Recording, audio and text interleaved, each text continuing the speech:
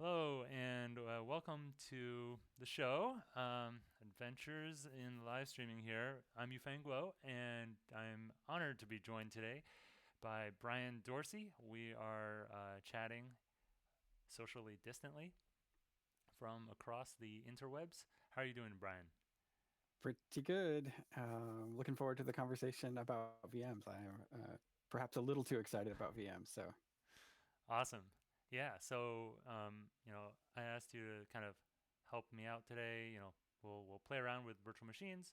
We will meet whatever failures may come and overcome them somehow. sounds good. Yeah. So to get us started, Or oh yeah, go ahead. yeah, I'll go back for more research. Yeah. All right. So let's switch over to my screen here, and I've got Cloud Console pulled up, and we're Oh, cool. in the compute engine kind of Yeah. menu here. So sorry, I'm talking over you, but that thing you just did there, Yeah, what like did I just clicking at do? the This clicking guy. on the hamburger menu, we sometimes call it.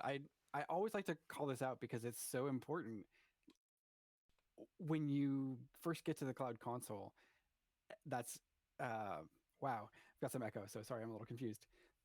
There's almost nothing there, and that's where all of the interesting stuff is hidden.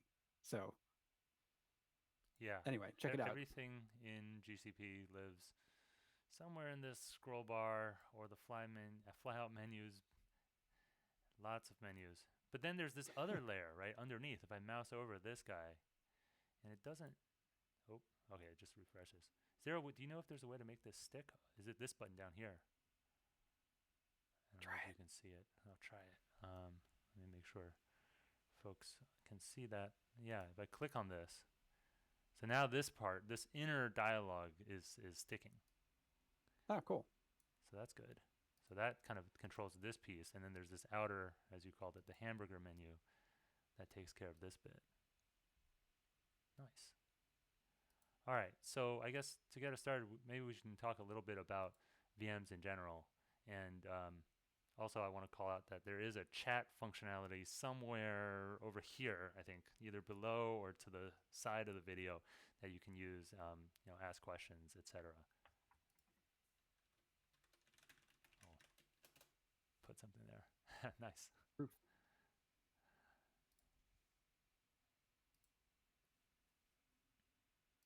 Okay.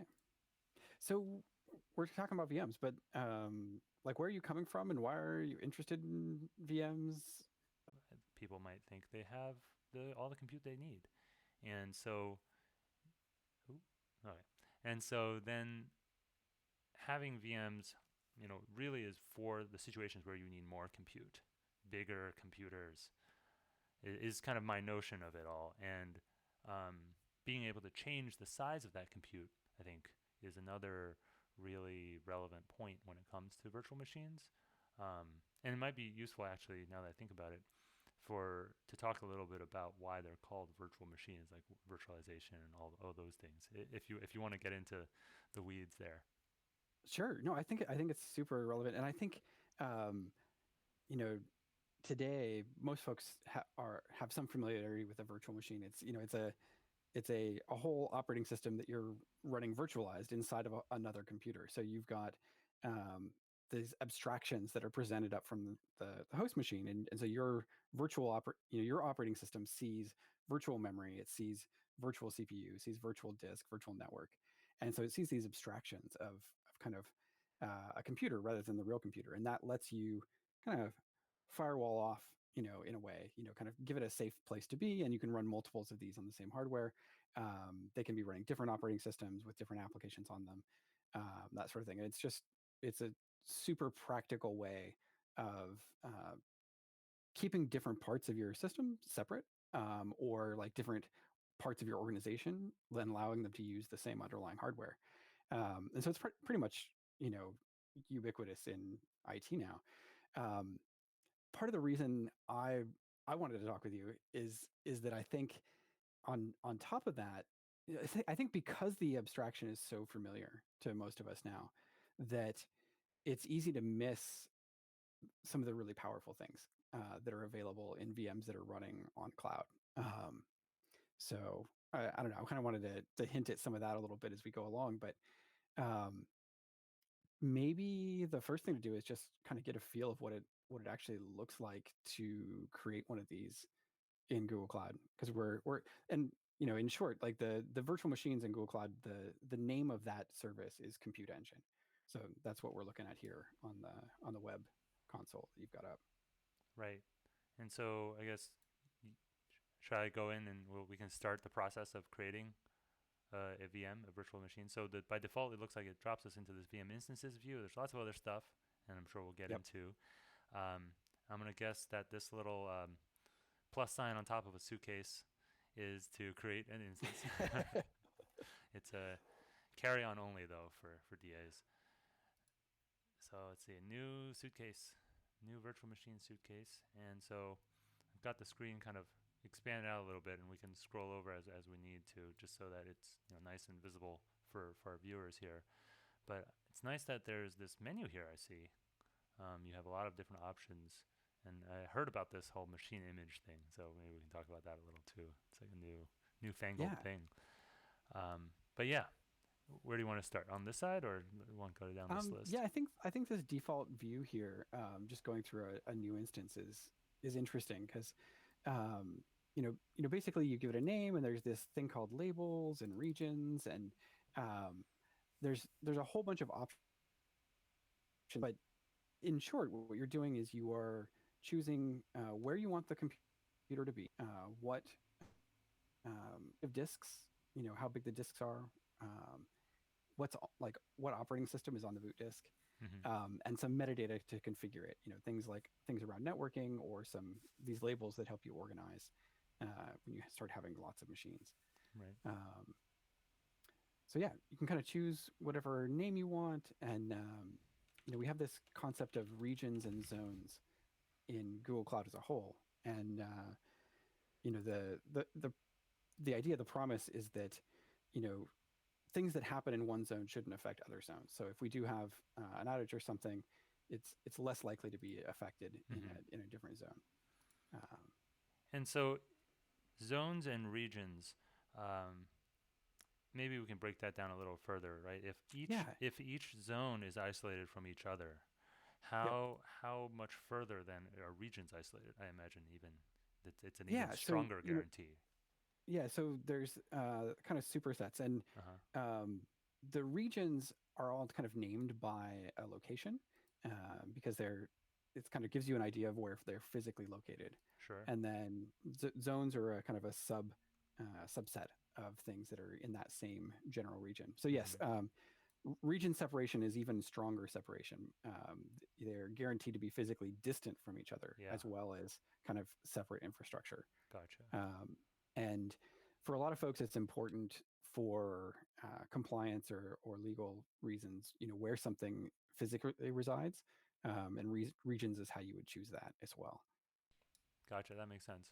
It's interesting that because the names are so similar, I've always thought about zones as being kind of more or less the same and kind of interchangeable. And it's like, oh, it's all US Central 1, like ABC, like whatever. And at a high level, I think that's reasonable, right? Mm-hmm. Like your overall latency, like ping times, to something in US Central, whether it's C or A or D, is all going to be pretty similar. Right. Uh, Yeah, no, that makes sense. But in terms of like, if I were to store data in one of these zones, but then try to do stuff with it in a different zone, even though it's in the same region, it might not be quite as good as putting everything together in one zone. yeah, and that's going to depend. So yes, and then each of the storage services or some of the other services also kind of have zone options, or sometimes only region options, because they're actually spread out across zones. So um, for example, if you're looking at cloud storage buckets, there's regional and zonal kind of options there, Right, as well as global buckets, right. um, to influence where they live. But Um, perhaps that's for but yeah, another so day. yeah, so basically you choose a name, and where it's going to live, and then I think one of the main things you end up deciding is kind of a machine type, and Right. um, so I'm going to gloss over that a little bit, Yeah, you know at a at lot a of high level, choices. because there's a lot of choices. We have Mm-hmm. a lot of kind of specialized instance types, that are Yeah. either for workloads that are like really memory intensive or really CPU intensive and the like. But the reason I I think it's okay to gloss over it a bit is this is a choice that is really easy to change later. Yeah, that's fair. Um, so when you buy a computer, like it's a big deal, right? You need to get the right computer.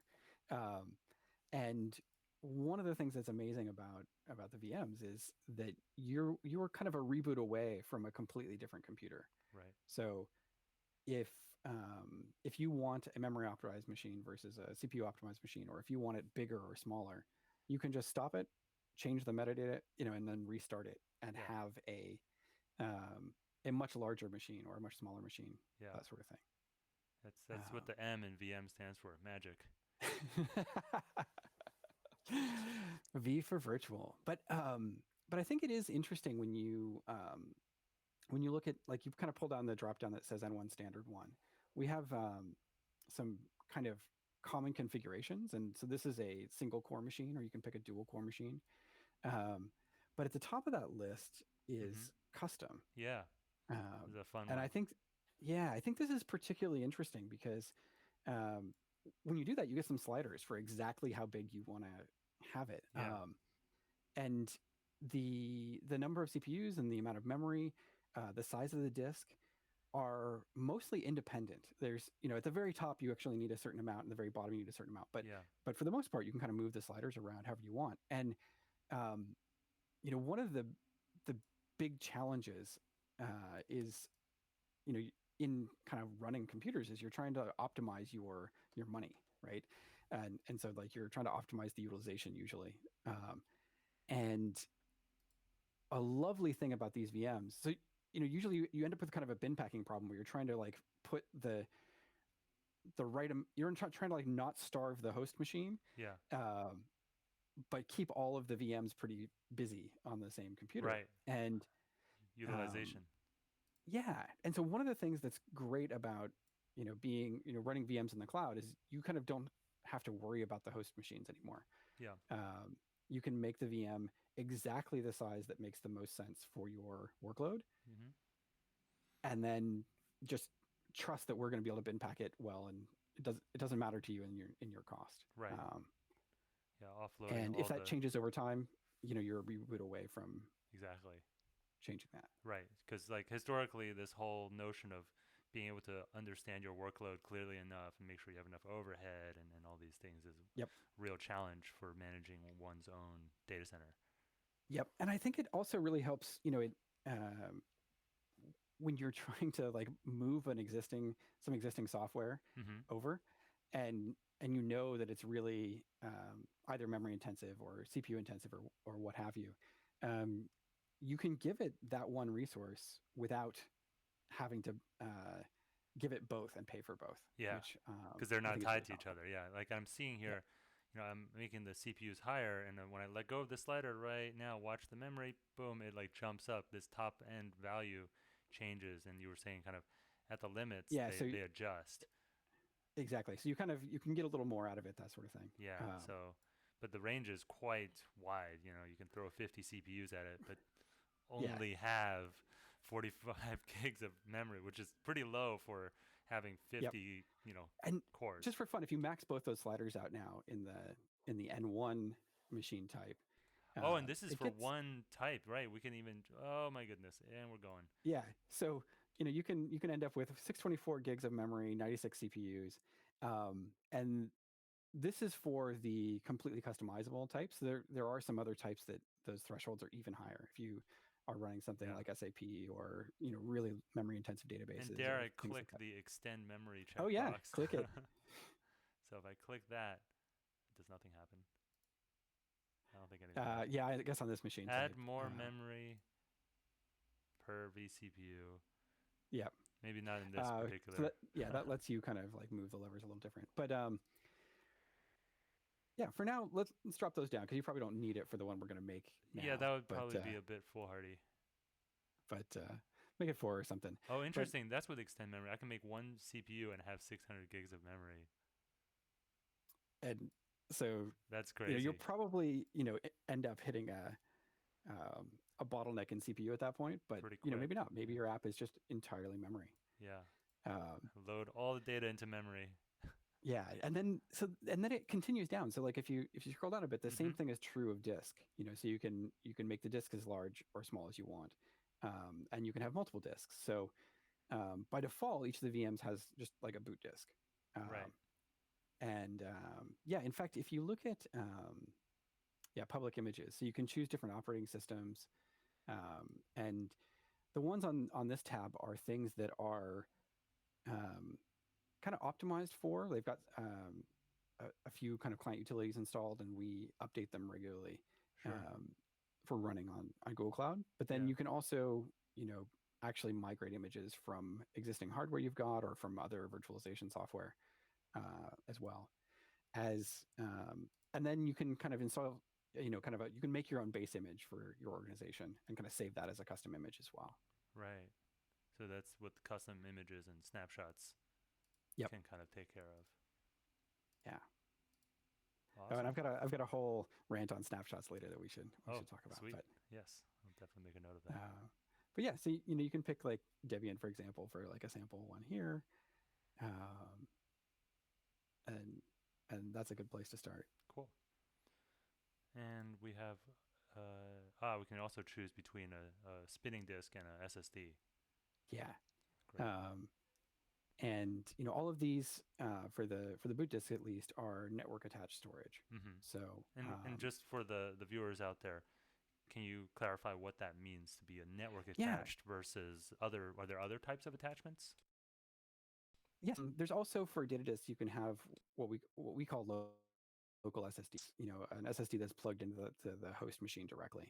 But most of our storage is accessed across the network as a network block device, and we've got very efficient high-speed networks, and it ends up giving you a ton of advantages. So even on spinning disk, so when you have conventional hard disks, when you go to read a block from your disk, that block is stored in a couple of places on the data center, and you read the next block and it's stored in a couple of different places. So you end up your random reads come from different places in the data center, so you don't have to wait for the disk to spin around like you normally would. So you get this kind of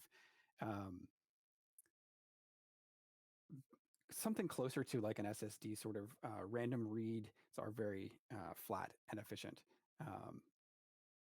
across a disk, even though it's a spinning disk. Interesting.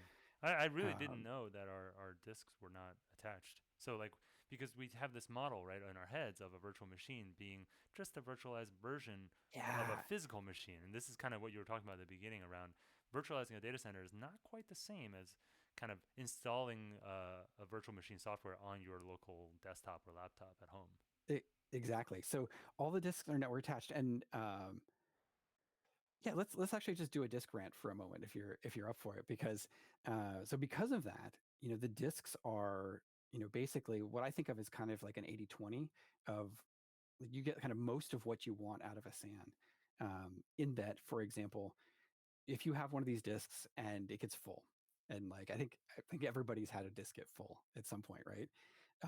Stops your app cold. You can't log anything or write anything more. You can actually just come into the cloud console and make the disk larger, and then you do have to be able to get into the box and also enlarge the partition, but you can do that online in most cases.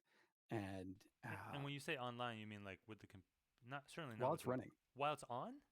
yeah, That's yeah, pretty remarkable. So you don't have to yeah, even shut it down. You yeah. can So you. Geez. as long as you keep your OS disk Great. separate from your data disk, because a lot of Mm-hmm. OSs run into trouble when they completely run out of disk space. So you create a separate disk, your data disk, and if that fills up, you can actually make the underlying block device bigger, SSH in or whatever, and then extend the partition, and then keep going. So how might we do that here then, right? This is one 10 gigabyte disk, and I'm Yeah, so assuming this is this the is boot for the disk. OS. Yeah. And so leaving that at So 10 gigabytes is probably wise in terms of not so that we're not tempted to put data on it. it's reasonable, and It's a maybe you'd default, make it yeah. bigger depending on what you're doing, but Sure. let's do that for now. And then just underneath that, da,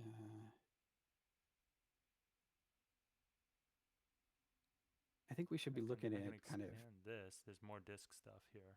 yeah, there we go. All right, so if I So expand that, things get kind of, you start getting all kinds of stuff down yeah, there. just And advanced. so one of the things there is the disk. So there's a button to add a new disk. So you can create a data disk here. And interestingly, Uh, you can attach existing ones, which I would yes. imagine is important as well, so that you can move disks Yep. around. And also interestingly, um, for you know for non-boot disks, basically you can attach the same disk to multiple VMs even as read-only across all of them. Um, Wow. so Whoa. if you do some data prep Yeah, on one VM, you can then just kind of disconnect that and attach it to 1,000 VMs, and they can all read from it. that has some Uh, really interesting implications. Like especially kind of in the data analytics world, right? This idea of man, that really turns the notion of data sharding and all that stuff on its head. You don't yeah, have to think about any of it. It's just like just have it. The data center will figure it out. they've figured out, and it's a block device. And as the reads go up, we'll keep more copies around and make sure that that works well. Um, and then additionally, so talked about kind of resizing online. You can also take a snapshot of all the blocks at a point in time and store that. So you're basically doing a full disk image level backup, essentially, at any point in time. Yeah, I And see you that can you do can that. set a schedule. Yeah, and you can do that on a schedule. So you can actually use it as a backup format or a backup process if you like. Um, And so the snapshots then would be saved separately, like essentially being yes. another disk. Yeah, so they're kind of a template for a disk in a way. So like the Hmm. snapshot is this it's kind of an index of the blocks at a point in time. So it happens very, very quickly. It's usually kind of millisecond level, or around a second level interaction. And then you have a kind of point in time list of what all the blocks were at that point in time. And so then, if you like, you can make a new disk from that snapshot anytime you want.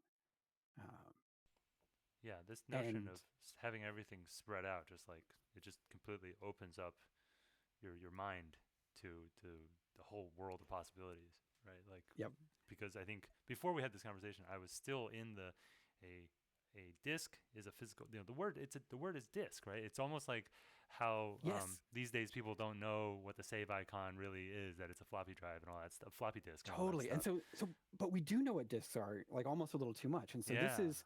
it is an abstract block device, which so you can take these snapshots, you can make new disks out of them. You can make those new disks in other regions, zones, locations, anywhere across the world.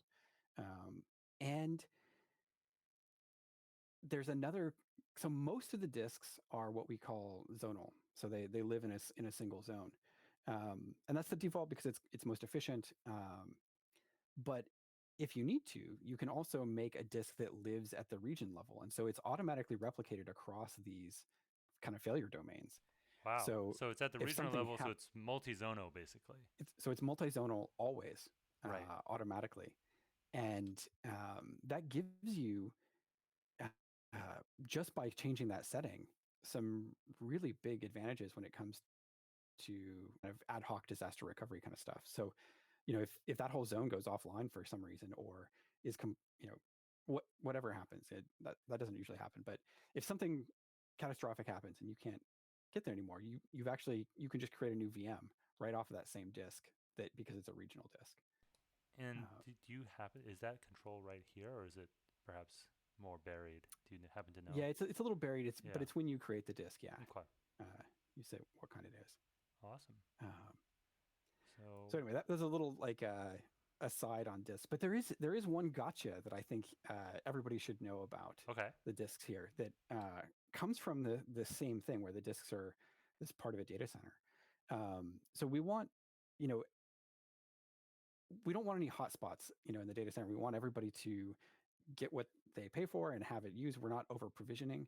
Um, but the way we do that is by essentially tying disk throughput to the disk size. So they kind of work together. So when you end up with is that larger disks are actually faster. They have higher throughput than smaller disks. That's really interesting. And So does that scale kind of linearly, or is it it's curved? it's pretty much linearly, and it's Okay. all in the docs on exactly where the thresholds are. Okay. There's a point at which it kind of maxes out, but um, basically it's a for most of the scale of the size, it's a pretty much linear progression. um, and that's super important if you end up kind of creating a test system and you're like, okay, let's check out how the throughput is, and then you're like, oh, that's not what I expected. um, it's important to kind of look at both the size and the throughput you're getting for a given size disk Yeah, um, because they come in when a you set pair. it up. Yep. And like it it's kind of counterintuitive, but if you think about like buying a hard disk, like that's actually true there as well, right? You're getting a certain amount of storage and a certain amount of throughput. And so if you just buy multiple disks and kind of imagine slicing that all up really, really finely, kind of like sharing that same proportion with everyone using it. Yeah, Uh, that makes sense. So for our disk here, this second disk, we'll just delete that for now, should yeah, we? Yeah, unless you wanted to do that. keep that around for us to use and play around with later. So, was there anything else you wanted to walk through in Yeah, this I think menu? one thing that I think is really common, and because it's so common, we added a shortcut in there. But there's the checkbox for allow HTTP traffic. Right. Um, so let's go ahead and check that just for fun, Mm-hmm. because I think it'll make it a little more interactive. Yeah. But what that's actually doing under the covers is creating a label that associates it with a firewall rule that allows traffic to come in on Right. port 80 to Yeah. that instance or not. I'm really glad for that checkbox because I think dealing with network rules manually, you'd forget is the reality. Like, I would create a VM, I'd forget to turn on the internet access, and then nothing would work, and I'd be hunting Yep. around for a few and hours. and you're frustrated Yeah. and the like. And by default, almost all traffic is closed off on the VMs, but we do, you know, if you have a public IP attached on the VM, SSH is allowed through, Right. so you can kind of SSH into the VM. Although you can create a VM with no public IP, and Huh. we can proxy SSH through it, Wow. and you can still get to it only on the internal network, uh, which I think is fun. Okay, so a couple more things to talk about, but we Mm-hmm. can do that kind of after let's start this thing up. All Like right. we've been kind of sitting here on the Sure. screen. Oh, actually, before we do, Yeah, we'll do this at thing. the very bottom, yeah, click on that command line thing. So I think of GUIs as being great for exploring software, Right. and command lines being great for automating. When you know what you want, you just run the command, right? That's right. Um, so this like helps us bridge between the two. So this is the extremely detailed command line Yeah, I'll say. to create the exact VM that we just like went through and clicked checkboxes on. Yeah. Uh, All so these hitting OK scopes. will do the Oh. same as what this gcloud command is. And it's a little over verbose. Like some of these things are actually the default. Yeah. Um, so like if you wanted to make a smaller version of this command, you probably could by dropping a bunch of defaults out, but they're really explicit so that you can be certain Yeah. that You 2 make him years what you later, think you are. Yeah. if you run this same script and maybe the default changes or something, you'll get this Mm-hmm. exact same VM. Yeah, and I see here this second command to fix up our firewall rules to allow, here's port 80, Yeah. allow. Yeah, so it's, all right, so I'll Um, close that for now, or? Close that for now, All right, and we'll let's just let's run do it it from through you. the GUI. All right. So when you hit create here, Mm-hmm. what it does under the covers, let's go ahead and do it. Is it allocates that disk, finds some resources somewhere, in the zone that you picked, assigns them to you, connects the disk to it, starts a virtual machine that's the right size and shape that you asked for, and then starts booting it. Yep. And usually, depending on the OS, we get to Oh, it's done. we get to running user code in 20-30 seconds kind of time frame. Right. Um, and What's going to happen something if that's somebody's going to click on this IP address or type that IP address right now? yeah, let's click it. And if somebody's live right now, they should get the same thing. Yeah. So I think when you click it, it tries to connect over HTTPS. Uh-huh. So it's probably not going to Gotcha. work. That's what we get for Um, not checking the HTTPS box. yeah, well, and we're not going to have a cert anyway, but you could copy those that IP address. And on 80, it's also not going to do anything Mm, likely because our default Debian box isn't listening on 80. But we could change that. that's right. So if we go back to that screen, like on the right, just off the screen there, there's an SSH button, and this is one of my favorite things in there, where you can click on that, Mm-hmm. and it will right in the browser create an SSH session Yeah, because if to I log click into on the button directly instead of this drop down, it'll just select this first option for us. Yep. So I'll just do that and bring that down for our viewers here. And yeah, and I Yeah. see the other window is indeed just kind of hanging out, Yeah. just spinning. And so, pardon me. The reason this works is because you're already logged into the cloud console, and so we know that you have authorized rights on this project, and you've got enough rights to create VMs and log into them. So we go ahead and create an SSH public key, and put that on the box and connect you to it, and Yeah. there you go. You're on a real computer. Um, I think if you hit Command Plus, that can get a little bit larger too. Oh, it's still it looks still small to you. I already made it a little bit bigger, but I can keep on going. I think you're right. It would be nice to make it a bit bigger. All right, so I'm just gonna make that the size of the other window so that we can. Yeah, so you made you made a Debian box, and here you go. You've got a Debian box, so you can do like sudo apt-get update, for example, and then we get scrolling text, right? Yep. It's a real computer. Yeah. And just to go full circle, and we can see if we remembered all the things. You could even sudo apt-get install like either Apache or Nginx, something like that, and get a demo box up there. All right. Let's see if I know how to type commands correctly. This is the part where I'll type things wrong, and then you'll tell me that, hey, you're supposed to include this thing. Don't you know? That's how we always do it. All right, so that's all there. Boom. And this side has resolved. Sweet. Like it was actually hanging there the whole time, like just waiting. That's funny. Well, Chrome is smart in that I think it had gotten to a state where it says it could not connect. So I thought I had to hit refresh, but it decided to do something for us. There's some interesting plumbing going on there. I know, right? I should learn more about that.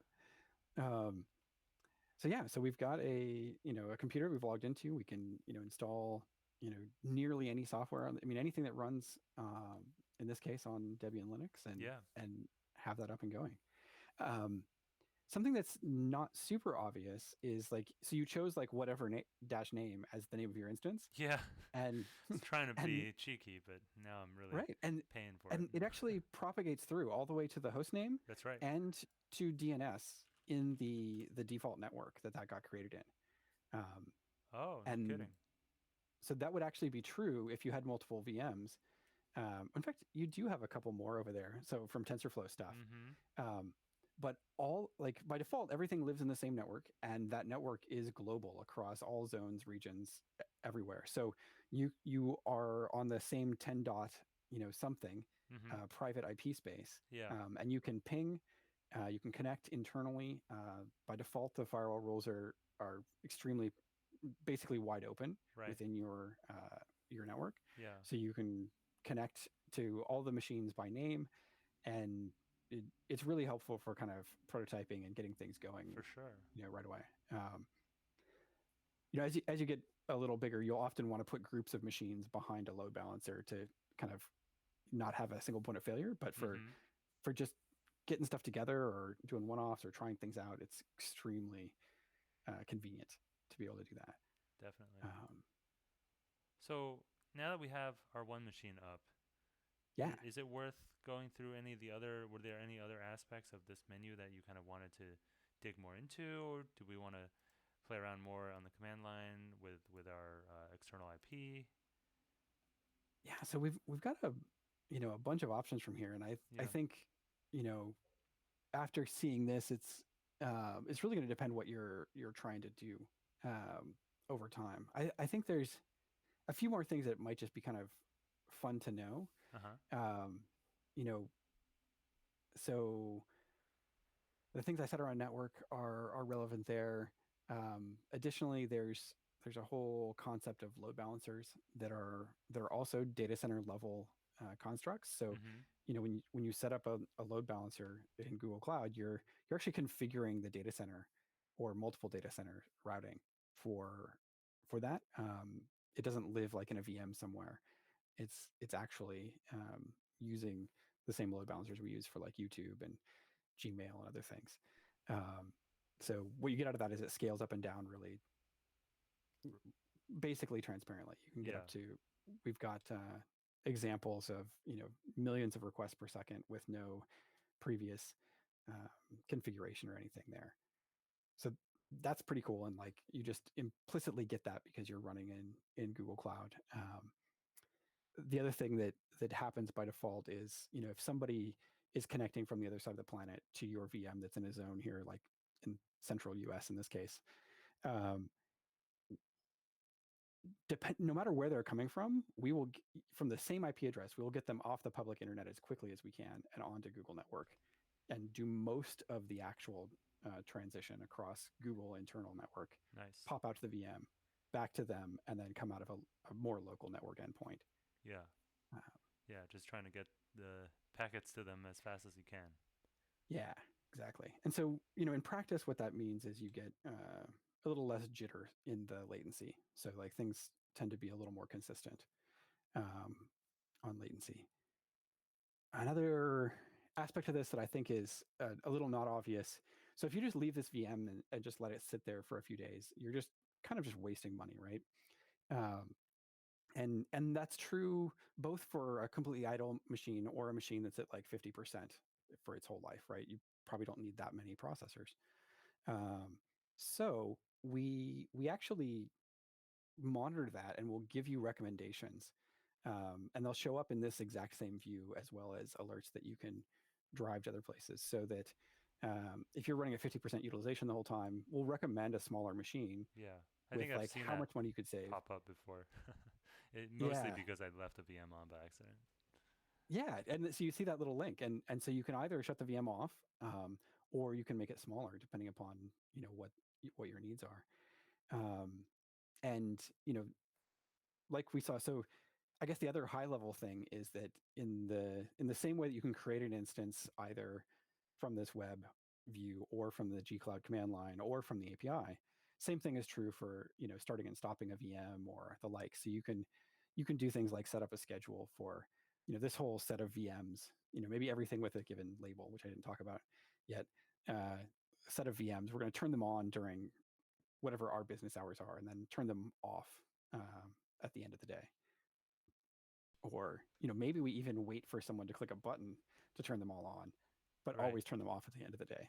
Right. And you can end up, especially for kind of development environments or lab environments, um, you can have an environment that looks exactly like production, but at way less cost because you can make them smaller because you're not running as much load, but have all of the same pieces, and then you just turn them off when you're not using them. So in my previous life, we were always struggling to get a lab environment that looked even remotely like the production environment, and here you can make it have exactly the same number of pieces running in the same context, that sort of thing. So I think that's pretty powerful. Yeah, for sure. The way these things kind of, from what you showed earlier with being able to just pick a snapshot image or have that base image, right? You take your images, maybe you change some configurations within them, and then you ship that Yep. out as your development image. So yeah, that makes a lot And of sense. I know we've got some folks on the live stream, so if anybody's got a question, or if we've left stuff ambiguous or confusing, like please drop a note in the chat and we'll try to uh, address that. Yeah, definitely. And then maybe I'll hit you with that, Yufeng. Like, Uh huh. what does this leave you inspired for anything, or leave you just wondering about anything? Like, how does this work? Like, Yeah. So I mean, I think the really interesting implications to me that I think I'll definitely be mulling over some is just this notion. I'm still in the back of my head still spinning on the notion that disks are actually just, I thought I knew what sharding was. Oh, you can have a RAID 0, little network attached storage, but this is Yeah. some next level stuff. And the degree of fineness of that slicing to enable you to have, SSD like performance across. Well, and I should be clear about, Mm-hmm. like, it's more in the shape of the curve. It's not the so SSDs will have in absolute values kind of lower latency, but Mm-hmm. one of the big things that makes SSD different. Sorry to cut you off there, but like Yeah. that makes SSD different than disk is the random read is just far more predictable and consistent, Right. and you get that same predictability on even our spinning Ah, disks because of I how see what you mean. they're sharded around. Gotcha. But yeah, just this notion, like, and then this whole idea of attaching multiple disks, but attaching multiple compute to the same disk. Yeah. It reminds me, in some ways, it feels a little bit like cloud storage, right? Like we Yeah. have blob storage, but sometimes those don't have the kind of performance characteristics that you're looking for necessarily, or like sometimes the responsiveness isn't great. And, Or if you you've know, got a workload where you don't know ahead of time what you're going to need to read across a really large data set. mm-hmm. Instead of, like, I think before today, I would have, mistakenly architected that by just copying it, right? Like, put Yep. this disk with this compute, put a copy of that disk with this other compute. Now these two people can both look at this data set, and if one of them changes it, well, crap, you know.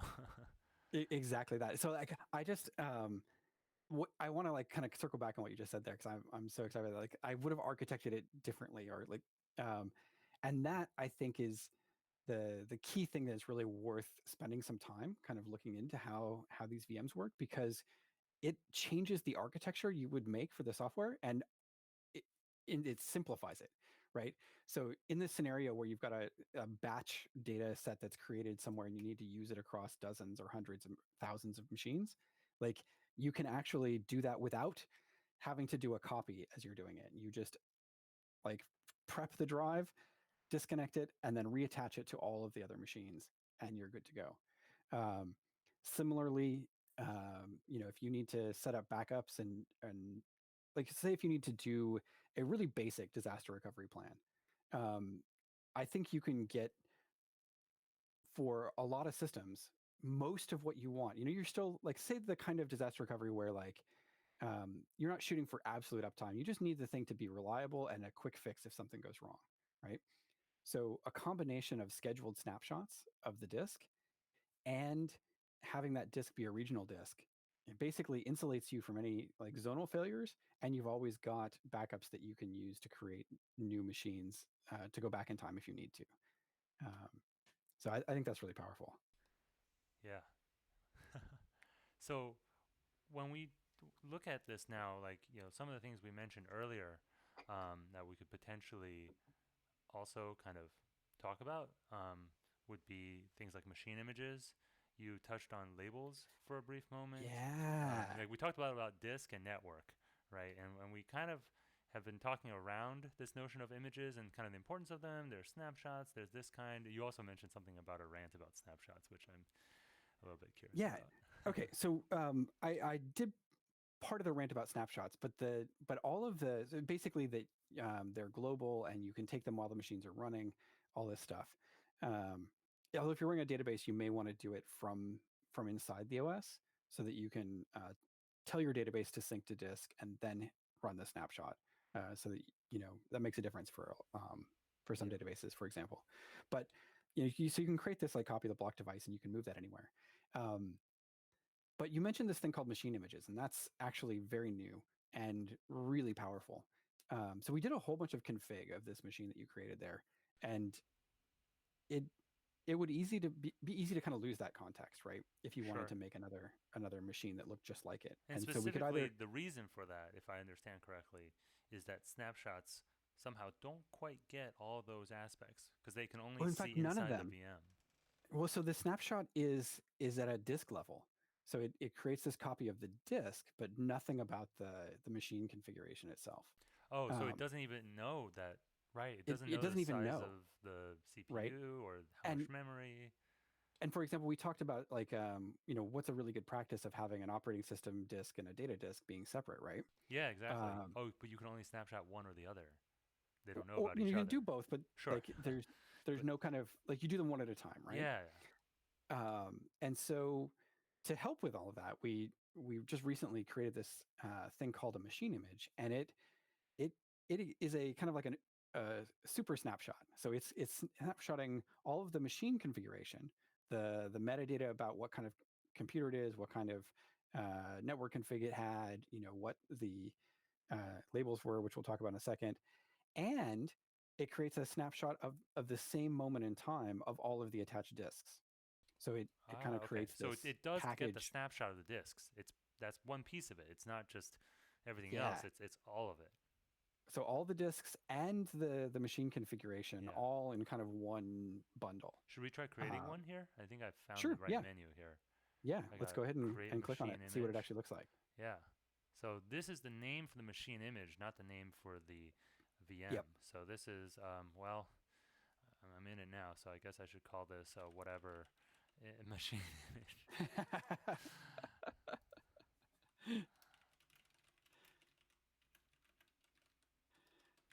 If all of your things are like this, it's a pretty interesting project to navigate and figure out what's going Oh on my with it. gosh, it would be so confusing. Yeah. So now I have to pick a source VM instance. Gotcha. Yep. So this And has then to in this be case, a currently existing one. I yep. can't look at something that I've deleted, for instance. Yeah, yeah, because it is making an image of the running Hmm. configuration. Right. And it's nice that you can pick from ones that aren't currently Yep, turned on too. yep. And so this also has Location. a location scope to it. What does that mean? So because the disks are they live somewhere, you kind of basically get to say like kind of where the machine image disks live as well. Um, When you say the machine image disks, are those referring to the snapshots inside them or the whole thing? the set of snapshots and all of the metadata about the machine. Interesting. And it doesn't Uh, have to be the same place the machine itself is. it does not. Yeah. Yeah, and that might be Well, a actually, let's take a deliberate. look. Let me see if I'm completely true about that. That drop down, does it say can we choose anything other than U.S. Central One? I mean, I can choose Europe, Yeah. Okay. So yeah, it doesn't have to be the same. So it'll and move it within over. the U.S., I can choose. Yeah. I mean, So not just within U.S. I could go abroad. use US West One or something like that. Just Sure. to prove Because a yeah, point. because as I was saying that, I was like, oh, maybe you would deliberately choose not to store your machine images in the Yeah. same place So that it's running. so you might, depending upon your goals, right? You might Hmm. decide to put it somewhere different, or you might, that you're going to be creating most of the machines from a given zone or region, and so you might choose to like make sure it's nearby so that things go as fast as possible. Gotcha. That's fair. Um, And just because I love digging through menus, I'm gonna click Show Advanced. Yep. And actually, we didn't talk about encryption at all, Oh but yeah. all of the disks are encrypted at rest. All of the networks are encrypted as they're going, um, and by default, it's all with a Google managed key. But Mm-hmm. if you really want to, you can actually either upload your own keys, or in fact, even do your own key management entirely of that Right. encryption. So that's worth knowing. That's good. Yeah. And I guess in the advanced section, this seems to be more just information, not so much things I can choose Yeah, from. so But this it's is good to what's going to be see. included. And then on a more complicated one, I think you can opt out certain things. If you had multiple disks attached Uh and you huh. actually Yeah, I didn't want see to that. include one of them in the snapshot. Oh, that'd be nice. Uh, Yeah. If you just wanted the boot disk, for instance, or you yep, just wanted, maybe you had multiple data disks and you wanted one particular one but not the others. exactly. So yeah, so go ahead and create this. And then after this is done, we can go back to the VM Yeah, we can see we can make creation another one. tab. And we should be able to make a new instance, Yep, that but already has using Nginx installed, exactly. and then we can So just connect to it installed right away. with the machine type we wanted, the amount of memory we wanted, and the whole deal. Yeah. Um, and so you can use this as the base of an autoscaler template, for example. So if you've got an Oh, autoscaler sure. set up, you can actually say, okay, I want to use this exact kind of machine setup and base image that I've configured, and scale, make new instances and delete them based off of this, that sort of thing. Very nice. Uh, Now, what's our over under on does this take longer or less time than it takes to create the VM instance in the first place? Looks like it's taking a little It's longer. But taking we a did little pick a second. completely different region. Oh yeah, that's So on us. Oh, we could make so that the new VM over in US West then. yeah, so when we At do least that, save us time on that we edge. we should do that. Um, in the meantime, maybe I'll talk about labels a little bit Yeah. and Where and are the metadata. labels anyways? I was looking for them earlier. Yeah, so if we go back to the instances, Oh, they're here?